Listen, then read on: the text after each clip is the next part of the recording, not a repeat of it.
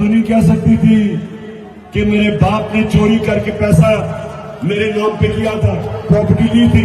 अब ये तो नहीं कह सकती थी, क्योंकि नवाज शरीफ के पास तो पैसा उसने अपने एहसासों में दिखाया ही नहीं था। उसके तो एहसासों में लिखा ही नहीं था कि इतना पैसा हो के अरबों रुपए की प्रॉपर्टीज है। तो जब मरियम से ये पूछा, अब जरा देखिए वो क्या कहती है। एक मिनट सुनो।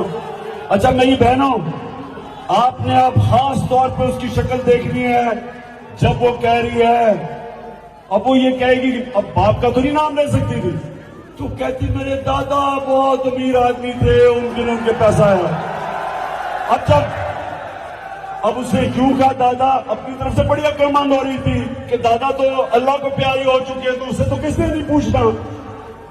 लेकिन जरा उसकी जरा गौर से शक्ल देखें, किस एतमाद से वो झूठ बोल रही है, जरा ये देखें आप। हसन हुसैन के पास आज जो भी है वो एक अरबपति दादा के पोते हैं। उस अरबपति दादा के पोते जो 1960 और 70 में पाकिस्तान का अमीर तरीन इंसान था।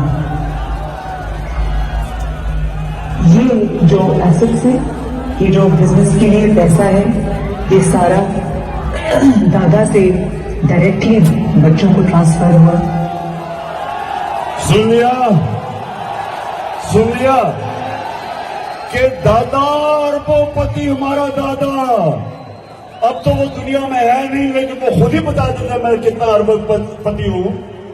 तो उसने डर, वो बेचारे गोल नवाज शरीफ के ऊपर से डायरेक्ट बच्चों को पैसा दे दिया, तो इसलिए हमने ये फ्लैट खरीदे। अब मरियम का जो दादा था वो शहबाज शरीफ का बाप था। क्यों मरियम का दादा शहबाज शरीफ का बाप है ना। पाकिस्तान के खिताब का